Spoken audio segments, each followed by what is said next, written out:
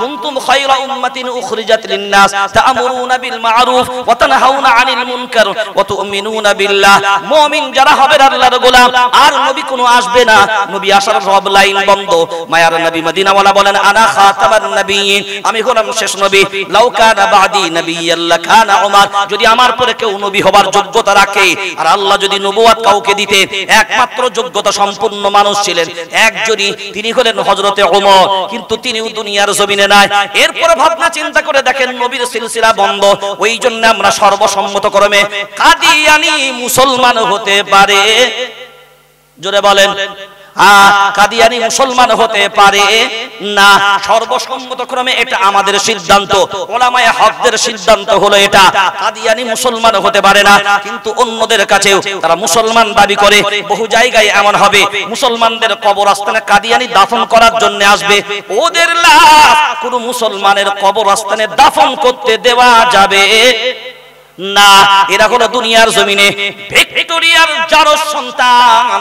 ওই জন্য এদেরকে কোনো অবস্থায়, কারণ যারা মায়ার নবী মদিনাওয়ালাকে মানবে না, তারা কোনোদিন মুসলমান দাবি করতে পারবে না।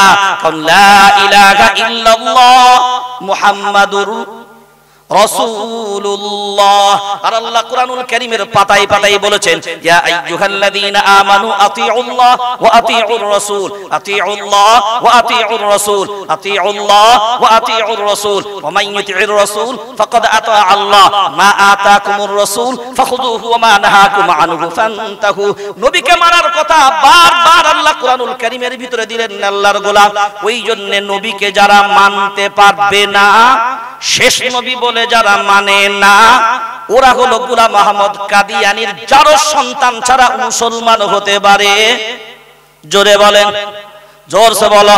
হ্যাঁ, ফেসবুকের বেটারা, ইউটিউবের বেটারা, ফেসবুক চালাও, সোশ্যাল মিডিয়া চালাও, ইন্টারনেট চালাও, ফেসবুক দেখলেই মেনে নেবে না, ফেসবুক হুজুর দেখলেই সব কথা মানা যাবে না, ইউটিউব শায়েখ দেখলেই সব কথা মানা যাবে না।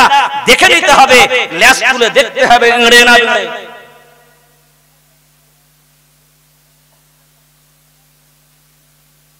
কোরআন সুন্নাহর আলোতে ঈমান জীবন চলবে, ফেসবুক আর ইউটিউবেতে জীবন চলতে পারে? কথা বলেন না কেন? আমাদের সময় কিসে ব্যয় হয়? জোরে বলেন। এবার আমার দিকে তাকান। তাহলে আল্লাহ যখন এই কথা বললেন, তোমরা সবাই হলে দায়িত্বশীল, তোমরা সবাই, আপনারা সবাই দায়িত্বশীল। আপনাদের দায়িত্ব সম্পর্কে কিয়ামতের ময়দানে, জোরে বলেন, জিজ্ঞাসা করা হবে। ইমাম যারা হবে তাদের মুক্তাদি সম্পর্কে ইমামদেরও জিজ্ঞাসা করা হবে। তাহলে আপনারা সবাই দায়িত্বশীল, এটা যখন বলে দিলেন, ওর ভিতরে তো আমিও ছিলাম। আল্লাহ আলাদা করে ইমামদের কথা কেন শোনালেন? তাহলে আলাদা করে যখন যে কোনো জিনিস বলা হবে, তার মর্যাদা, তার সম্মান, সেটা বিশেষ কোনো কারণ হতে হবে, বিশেষ কারণে আলাদা ভাবে করা হবে, তার বিশেষত্ব এই জন্যই হবে। ওই জন্য যখন নবী বললেন প্রত্যেকটা ইমামও দায়িত্বশীল। তুমি মনে মনে ভাবলে ভোট দিয়ে জিতে গেছি, নেতা যখন হয়ে গেছি, আমার হাতে গোলামি করবে, ইচ্ছা মতন জুলুম করব, ইচ্ছা মতন অন্যায় করব। শুনে রেখে দাও, বিশ্বের মুসলমান নয় আল্লাহর গোলাম। আইবি গোয়েন্দা বিভাগ যারাও এই জায়গায় বিভিন্ন জায়গায় বিভিন্ন ভাবে নোট করছেন, তারাও জেনে রেখে দেন, কিয়ামতের ময়দানটা হবে সাক্ষাৎ দিবস। আর সাক্ষাৎ দিবস মানে এই নয় কার সাথে সাক্ষাৎ হবে, প্রধানমন্ত্রীর সাথে আমার না। কিয়ামতের ময়দানে সাক্ষাৎ হবে রবের সাথে তার বান্দা, রবের সাথে তার মাখলুকের, খালিকের সাথে মাখলুকের সাক্ষাৎ, সন্তানের সাথে বাপের, গার্জেনের সাথে সন্তানের, এবং সাক্ষাৎ হবে জালিমের সাথে মজলুমের। কিয়ামতের ময়দানে সেদিন সব মজলুম উঠবে, জালিমও সামনে উঠবে, আমার রবের সামনে প্রকাশ হবে।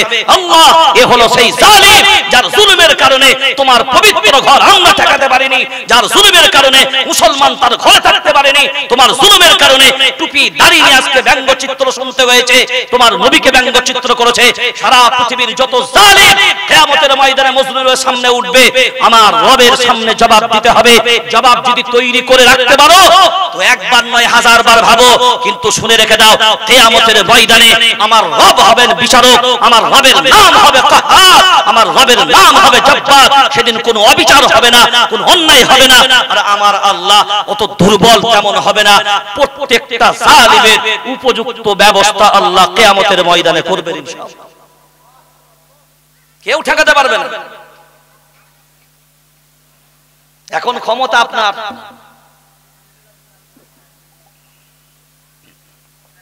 আপনার মনে হচ্ছে আমার টেনশন নাই, ক্ষমতা পেয়েছি আমার হাতে, ইচ্ছা মতন শাসন করব। বাবা বন্ধু, আমার রবের সামনে নেড়াকে বেলতলায় যেতেই হবে। কথা বলে না, নেড়াকে বেলতলায়, জোরে বলেন। হ্যাঁ, বুক ফুলিয়ে একটা কথা মাথায় রেখে দেবেন, तेरे साथ तेरा रब नहीं मगर मेरे साथ मेरा। अरे यार तकदीर ठोक कर मिला आप लोगों को, जरा जोर से बोलो ना। तेरे साथ तेरा रब नहीं मगर मेरे साथ मेरा मेरा रब है। हाँ मुसलमान অত তো কাপুরুষ নয়, এ সিংহের সন্তান। কেউ যদি এ কথা মনে ভুলে যায় যে ভারতবর্ষের জমিনে বুঝি স্বাধীনতা সংগ্রামের সময় ব্রিটিশদেরকে শাসনকারী ছিল যারা, মাহমুদুল হাসান দেওবন্দি, কাসিম নানুতুবি রহমাতুল্লাহ আলাইহি, হোসেন আহমদ মাদানী রহমাতুল্লাহ আলাইহি, উবাইদুল্লাহ সিন্ধি রহমাতুল্লাহ আলাইহি, আতাউল্লাহ বুখারী রহমাতুল্লাহ আলাইহি, সেই বাঘগুলি বুঝি ভারতবর্ষের জমিনে নাই। ওই জন্য পুরো জঙ্গল ফাঁকা। এই জন্য আমরা বীরের বাচ্চার মতন নিজের ইচ্ছা মতন শাসন চালাবো। শুনে রেখে দেন, পরিষ্কার পরিচ্ছন্ন ভাষায় বলছি, সিংহগুলো নাই, বাঘগুলো নাই জঙ্গলে, ঠিক কথা, কিন্তু বাঘের বাচ্চাগুলো বেঁচে আছে এখনো। ভাই, বাঘের বাচ্চাগুলো আর ধারী সাপের বিষের থেকে ওই ছানা সাপের বিষ অনেক বেশি। কি ধারী সাপের বিষের থেকে? হ্যাঁ, আর ওর থেকে বাঁচাটাও কঠিন। ধারী সাপ থেকে বাঁচা সহজ, কারণ ধারী সাপ ও জুতোর ভেতরে ঢুকতে পারবে, আর বাচ্চাগুলো তাহলে আপনি জুতোর ভেতরে ঢুকে বসে আছে, চুপ করে বুঝতে পারলেন না, পা গলিয়ে দিলেন, মাল চালিয়ে দিলেন। সাবধান, মুখে লাগাম টানুন। ভাববেন না কথা যে নিরাপত্তা রক্ষী সব বাঁচিয়ে দেবে। নিরাপত্তা দিয়ে যদি সব বাঁচানো সম্ভব হতো, রাজীব গান্ধীর নিরাপত্তা কি কম ছিল? ইন্দিরা গান্ধীর নিরাপত্তা কি কম ছিল? কথা বলে না, কম ছিল? নিরাপত্তা দিয়ে কাউকে বাঁচানো যাবে না। বাঁচানোর মালিকের নাম, বাঁচানোর মালিকের নাম إن ينصركم الله فلا غالب لكم وإن يخذلكم فمن ذا الذي ينصركم من بعده وعلى الله فليتوكل المؤمنون। একমাত্র হিফাজতকারী হলেন আল্লাহ। আল্লাহ বলেন, আমি যাকে হিফাজতের দায়িত্ব নেব, সারা পৃথিবীর সব শক্তি যদি ঐক্যবদ্ধভাবে উঠে দাঁড়ায়, আল্লাহর ইহসান, সারা পৃথিবীর তাগুত শক্তি ইসরাইল, সারা পৃথিবীর চতুর্থ নম্বর সেনা প্রভাব নিয়ে বসে আছে যে ইসরায়েলের শক্তি, সেই ইসরায়েল এবং সারা পৃথিবীর দাদাবাবু আমেরিকা পূর্ণাঙ্গ সাপোর্ট দিয়ে যে ইসরায়েলকে মাথাচাড়া দেবার সুযোগ করে দিয়েছে আল্লাহর ইহসান। এমন করে রাশিয়া, সব শয়তানগুলো এক জায়গায়। আল্লাহর নবী আগেই বলেছেন, আল কুফরু মিল্লাতুন ওয়াহিদা, পৃথিবীর বেঈমানগুলো ইউনাইটেড হবে, কিন্তু যাদের ইউনাইটেড হবার কথা, যাদের রব এক, যাদের কিতাব এক, যাদের ধর্ম এক, যাদের নীতি এক, যাদের আদর্শ এক, যারা জাতি এক, যারা উম্মত এক, যাদের কালিমা এক, যাদের কিবলা এক, যাদের কিতাব এক, এই জাতি খণ্ড বিখণ্ড হবে। যাদের এক হবার কথা, জোরে বলেন, নবী বললেন, আল কুফরু মিল্লাতুন ওয়াহিদা, পৃথিবীর বেঈমানগণ ইউনাইটেড। দেখেন, ইহুদি খ্রিস্টান আলাদা আলাদা ধর্ম, কিন্তু ইসলামকে শেষ করার জন্য সবাই এক না আলাদা? জোরে বলেন। এইটা আমাদের মেমোরিতে ঢোকে না। এইটা যদি আমাদের মেমোরিতে ঢুকে যেত, দিনাজপুরবাসী আপনাদের পায়ে ধরে বলে যায়, আরে এরপরেও তো দলাদলি বন্ধ করো। 40 কোটি ভারতবর্ষে মুসলমান থাকার পরেও তুমি তোমার রবের ঘর ঠেকাতে পারো না। কত কোটি? কথা বলেন না কেন? পারোনি কেন? তোমার নিজের অহংকার তোমাকে শেষ করেছে। সব দল তবলিগি, ফুরফুরা, দেওবন্দি, বেরেলি, হানফি, শাফি, মালিকি, হাম্বলি, কাদরিয়া, চিশতিয়া, নকশবন্দিয়া, মুজাদ্দিদিয়া, মুতাজিলা, খাওয়ারিজ, নাজ্জারিয়া, জাবারিয়া, মুশাব্বিয়া, নাজিয়া, আজানগাছি, জামাত ইসলাম, আহলে হাদিস, পিয়ারডাঙ্গা, অমুকডাঙ্গা, তমুকডাঙ্গা, এ পার্টি সে পার্টি, শীতল পার্টি, চাটাই পার্টি, মাদুর পার্টি, কত দল করবি রে?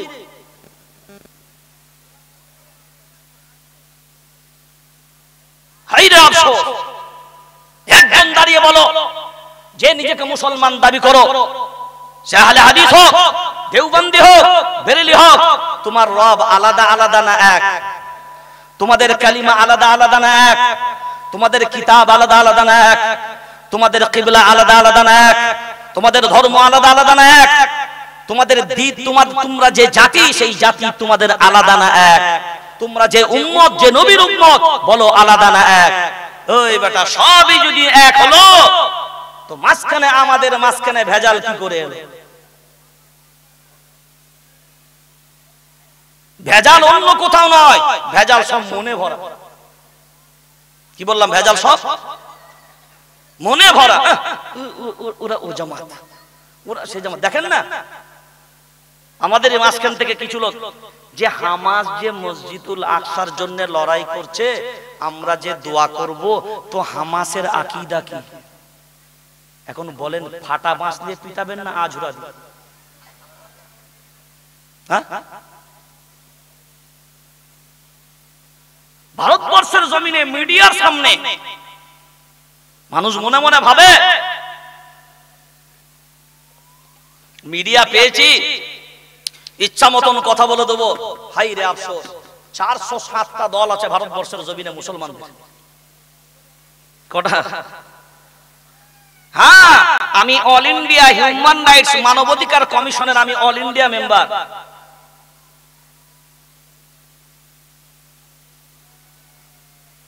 এ ভারতবর্ষের আইন, ভারতবর্ষের যে সংবিধান, সংবিধানের আমি একজন ছাত্র।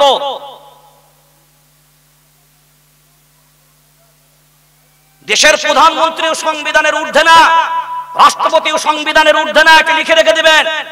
কিন্তু যে সংবিধানের বসে আপনি এখানে বুক ফুলিয়ে বলবেন এ দেশ আমারা হ্যায়, এ দেশ আমারা হ্যায়, এই টুপি নিয়ে দাঁড়িয়ে নিয়ে আমি বেঁচে থাকবো, সংবিধান অধিকার দিয়েছে। অধিকার তো সংবিধান দিয়েছে, কিন্তু 2024 এ জালিম যদি ক্ষমতায় আসে, সংবিধানের জেরক্স ডুপ্লিকেট কপি রেডি হয়ে গেছে।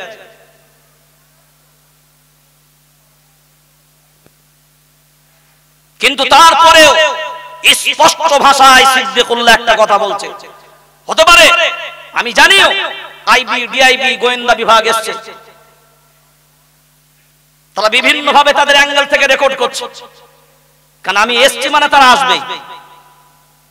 তারপরেও নম্রতা নয়, বিনয়ের সাথে, নম্রতার সাথে বলছে, হ্যাঁ, ভারতবর্ষ কারের বাপের একা দেশ না। এ দেশের মাটিতে 26শে জানুয়ারি প্রজাতন্ত্র দিবস পালিত হয়, আর প্রজাতন্ত্র দিবসের আসল আবিধানিক অর্থই হলো এদেশের প্রধানমন্ত্রীর যে সম্মান, এদেশের একজন নাগরিক, ভ্যান চালক, রিকশা চালকের সমান সম্মান। এই জন্য এ দেশকে বলা হয় গণতান্ত্রিক ধর্মনিরপেক্ষ রাষ্ট্র।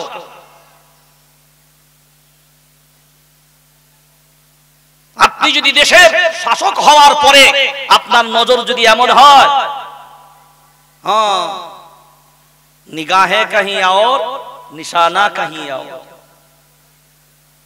भाइयों बहना, भाइयों बहना, अगर आप लोग समझना चाहते तो समझ लो। দেশে গিয়ে বলছে আপনারা অনেক ভালো, মুসলমান জাতি ভালো, তো দেশের মাটিতে কথা বলতে কি মুখ হলো কালো?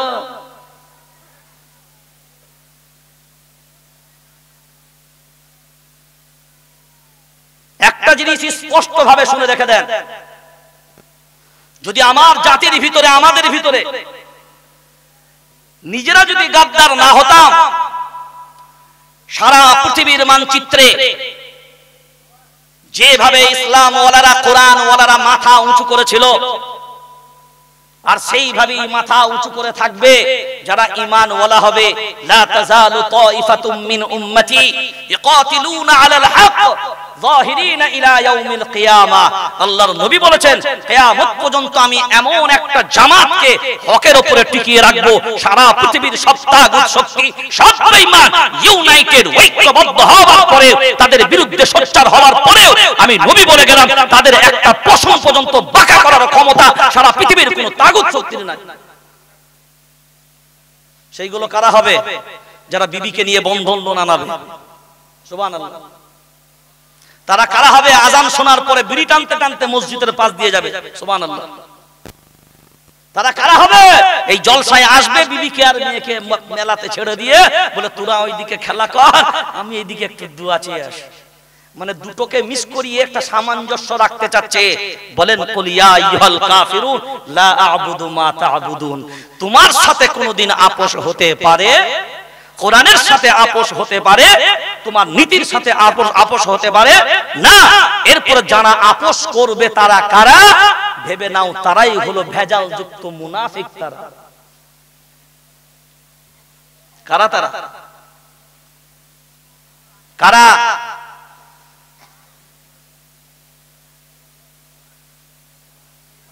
সব শক্তির মাঝখানে আল্লাহর নবী যখন এই কথাটা বলছেন, এই বারবার কেন বলছেন? সারা পৃথিবীর সব শক্তি ইউনাইটেড হতে পারলো ইসলামের বিরুদ্ধে। হাই রে মুসলমান, তুমি এক হতে পারলে না? তোমার মন অত নিচ। এ জামাত সে জামাতের কাউকে দেখলে সালাম পর্যন্ত দেয়। এর থেকে লজ্জার কি হতে পারে? এ জামাত সে জামাতের মসজিদে নামাজ পর্যন্ত পড়তে যায়। কেন? মুসলমানের মন, মুসলমানের দিল, ঈমানওয়ালাদের দিল এত দুর্বল, এত কমজোর, এত হীনমন্যতায় ভুগছেন। মন গণকে ভালো করেন, কারণ মনটাই হলো সব। ওই জন্য কবি খুব সুন্দর কথা বলেছেন, কাক কালো কোকিল কালো, কাক কালো কোকিল কালো, কালো মাথার কেশ সব চাইতে বেশি কালো, সব চাইতে বেশি কালো মনের হিংসালেশ। নিমতে তো নিন্দাতে তো, নিন্দা মানে হলো পরনিন্দা। সে খারাপ, ও খারাপ, এ খারাপ, সে খারাপ, এ খারাপ, ও খারাপ, আর ও শুধু একাই আল্লাহর ওলি। নিমতে তো নিন্দাতে তো, তেতো ভাঙা ঘর সব চাইতে বেশি তেতো 203-এর ঘর। লাগিয়ে দিয়ে একবার দেখবেন। চাকা গোল পয়সা গোল, চাকা গোল পয়সা গোল, গোল আলু গোল সব চাইতে বেশি গোল, সব চাইতে বেশি গোল মনের গন্ডগোল। যার মন ভালো তো কি সব ভালো। সবাইকে যদি এক বাক্যে মেনে নিতে পারতাম, হে জামাত বুঝি না, মত বুঝি না, পথ বুঝি না, কোরআন সুন্নাহর আলোতে জীবন চলবে, ও কালিমাওয়ালা মুসলমান, আমিও কালিমাওয়ালা মুসলমান। কোরআনুল কারীম সূরার নাম সূরা হুজুরাত 26 নম্বর পারা 15 নম্বর সাফার ভিতরে আল্লাহ বললেন, ইন্নামাল মুমিনুনা ইখওয়াতুন ফাআসলিহু বাইনা আখওয়াইকুম ওয়াত্তাকুল্লাহা লাআল্লাকুম তুরহামুন। আল্লাহু আকবার বলেন। প্রত্যেকটা মুমিন মুমিনের ভাই, এটা আমার আল্লাহর কথা, অন্য কারোর নয়। সূরার নাম সূরা আনফাল 10 নম্বর পারা 2 নম্বর সাফার ভিতরে আল্লাহ বললেন, ওয়ালা তানাযাউ ফাতাফশালু ওয়া তাযহাবা রিহুকুম ওয়াসবিরু। ওরে আল্লাহর গোলাম, আল্লাহ বললেন তোমরা নিজেদের ভিতরে বিচ্ছিন্ন হবে না। যদি নিজেদের ভিতরে বিচ্ছিন্ন হও, সহজেই তোমরা পরাজিত হবে। নিজেদের ভিতরে আমরা বিচ্ছিন্ন, তাই আমরা পরাজিত। 20 কোটি জনসংখ্যা মুসলমান ভারতবর্ষের জমিনে হতে পারে, এ মত সে মত, দলাদলি করে আমরা শেষ। ওই আল্লাহর গোলাম, টেনশন নেবার কোনো জায়গা নাই। আপনাকে জানিয়ে দিলাম, বাবরি মসজিদ এখনো ভারতবর্ষে বেঁচে আছে। আরে यार জোরসে বলো না। সিদ্দিকুল্লাহ গাঁজাখুরি কথা বলেন না। হ্যাঁ, বাবরি মসজিদ এখনো পর্যন্ত বেঁচে আছে, কিয়ামত পর্যন্ত বেঁচে থাকবে। উলামায়ে কেরামদেরকে জিজ্ঞাসা করবেন, আল্লাহ এক কথা ক্লিয়ার করে দিয়েছেন, একবার যেটা আল্লাহর ঘর, হয়ে যাবে, একবার যেটা মসজিদ উল্লেখ হয়ে যাবে কিয়ামত পর্যন্ত ওটা মসজিদই থাকবে। জোরসে বলো না। কিয়ামতের ময়দানে যখন চূর্ণ বিচূর্ণ হবে, ইদা যুলজিলাতিল আরদু জিলজালাহা ওয়া আখরাজাতিল আরদু আথকালাহা ওয়া ক্বালা লিল ইনসানু মা লাহা, সব যখন চূর্ণ বিচূর্ণ, মাটি যখন উগরে দিবে, ইদা ওয়াকাতিল ওয়াকিআ লাইসা লিওয়াকাতিহা কাযিবা খাফিদাতুর রাফিআ ইদা রুজ্জাতিল আরদু রাজ্জা ওয়া বুসাতিল জিবালু বাসসা ফাকানাত হাবাআন মুনবাত্তা ওয়া কুনতুম আজওয়াজান সালাসা, সব যখন চূর্ণ বিচূর্ণ হবে, আল্লাহর পবিত্র ঘর নিজের অস্তিত্ব নিয়ে আমার রবের সামনে হাজিরা দেবে ইনশাআল্লাহ। বাবরি মসজিদ সেই দিনকে কিয়ামতের ময়দানে আমার রবের সামনে আপন চেহারায় অটুট অবস্থায় হাজিরা দেবে। তারপরেও ইতিহাসের পাতা, এখনো পর্যন্ত ভারতবর্ষে একটা বাবরি মসজিদ জীবিত আছে। কেউ জানেন? বাবরি মসজিদ যেটা 1992 সালে 6 ডিসেম্বর শহীদ করা হয়, এই বাবরি মসজিদ যে বাবরের আসল নাম হচ্ছে জহিরউদ্দিন মুহাম্মদ বাবর। তার আসল নাম হলো আসল নাম হচ্ছে জহিরউদ্দিন মুহাম্মদ বাবর। তার আব্বার নাম হলো উমর মিয়া। এই বাবর 1528 খ্রিস্টাব্দে আসা, 28-29 খ্রিস্টাব্দে এই বাবরি মসজিদটা নির্মাণ করেন। কিন্তু বাবর ওই যে ইব্রাহিমের বিরুদ্ধে দিল্লির মসনদে পানিপথের লড়াইটা যে বাবর করেছিল, প্রথম লড়াই পানিপথের, এই পানিপথের লড়াইয়ে যখন ওই ইব্রাহিমকে পরাজিত করে যখন বিজয় লাভ করলো বাবর, 12 বছর বয়সে প্রথম মসনদে বসে। তারপরে আবার নিজেদের গাদ্দারিতে, চাচাদের গাদ্দারিতে আবার মসনদ থেকে সরে যায়, আস্তে আস্তে নিজের শক্তি সঞ্চয় করে। তারপরে যখন নিজের শক্তি সঞ্চয় হয়ে যায়, তখন সেই জায়গায় দাঁড়িয়ে তারপরে আবার যুদ্ধের ময়দানে ফিরে আসে, আবার মসনদ দখল করে। 1528 ও 29 খ্রিস্টাব্দে যে বাবরি মসজিদটা নির্মাণ বাবরের নেতৃত্বে হয়েছিল, সেই মসজিদটা যে জালিমরা ভেঙেছে, ওই জালিমদের ভাঙার মাঝখানে প্রথম গুম্বাজে যে কুরুল আর শাবল দিয়ে যারা পিটিয়েছিল, তার মধ্যে একজনের নাম ছিল আমির। আনন্দবাজার পত্রিকা ফার্স্ট পেজে হেডলাইন করে লিখেছিল, ওই যে যারা ওই দিনকে আল্লাহর ঘরের গম্বুজ ভেঙেছিল, তাদের মধ্যে থেকে একজন, সে যখন বাড়ি আসে, ওই আমির নাম পরবর্তীতে দিয়েছিল আমির, নাম নিয়েছিল তার পরিবারের হিন্দু পরিবার, কিন্তু তাদের বাড়িতে ওই সন্তানকে ঢুকতে দেওয়া হয়নি। তাহলে ওই বাবরি মসজিদ শাহাদাতের সময় অযোধ্যার বহু হিন্দু ভাইরাও ব্যথিত ছিলেন, কষ্ট পেয়েছেন। কারণ এখনো পর্যন্ত ভারতবর্ষের এই সংহতিপূর্ণ দেশে, সম্প্রীতির দেশে বহু জায়গার নজির আপনাকে দেব, যে জায়গার নজির হলো মসজিদ আছে, মুসলমান নাই, কিন্তু এই মসজিদটা পরিচালনা করে হিন্দু ভাই। এমনকি আজান দেবার লোক নাই, একটা রেকর্ডিং করে রেখেছে আজান, যে সময়ে মুসলমানদের মসজিদে আজান হয়, ওই মসজিদের মাইকে গিয়ে টেপ রেকর্ডার চালিয়ে আজান শুরু করে দেয়। এর নাম ভারতবর্ষ, এর নাম ভারতবর্ষের সম্প্রীতি, এর নাম ভারতবর্ষের সংহতি। এই সম্প্রীতি আর সংহতিকে একটা কুচক্রকার কুনজর লেগেছে, এইটাকে শেষ করে দিয়ে ভারতবর্ষকে একটা সাম্প্রদায়িকতার দিকে ঠেলে দিয়েছে। আজ বর্তমান যে জায়গায় অন্য ধর্ম স্থানের যাই তৈরি হয়েছে ধর্মস্থান, কিয়ামত পর্যন্ত মুসলমান যতদিন থাকবে একটা কথাই আওয়াজ দিবে, এক কথাই বলবে, আমার বাপের জায়গায় ওটা হয়েছে। ঠিক না বল? জোরে বলেন। কিয়ামত পর্যন্ত দাবি করবে। তাহলে তোমরা শুনেও খুশি হবে না যে আমরা ধর্ম পালন করছি, যে জায়গায় করিয়েছে, যার নেতৃত্বে হয়েছে, সেটা তো মুসলমানদেরই জায়গা ছিল। কথা বলেন। আরে এ দেশের মাটি তো আমার বাপের রে। এ দেশ কার বাপের? বুক ফুলিয়ে বলবেন, এ দেশ কার? আমার বাপের দেশ। কার দেশ? জোরে বলেন। আদম আলাইহিস সালাম কার বাপ? জোরে বলেন। পৃথিবীর মাটিতে কোন দেশে প্রথম আসছিল? কোন দেশে? এই ভারতবর্ষের জমিনে। তাহলে টেনশন আমাদের নাই, আমার বাপের জমিতে আছে। হ্যাঁ, বাবর যে মসজিদটা প্রথম নির্মাণ করেছিলেন পানিপথের যুদ্ধের পরে, সেই মসজিদটা এখনো পর্যন্ত আছে পানিপথ, হরিয়ানা রাজ্যে। পানিপথ শহরের ভিতরে বাজাজ নামক বাজার, ওই বাজারে একটা মসজিদ বাবর 1526 খ্রিস্টাব্দে নির্মাণ করেছিল, এই বাবরি মসজিদেরও আগে।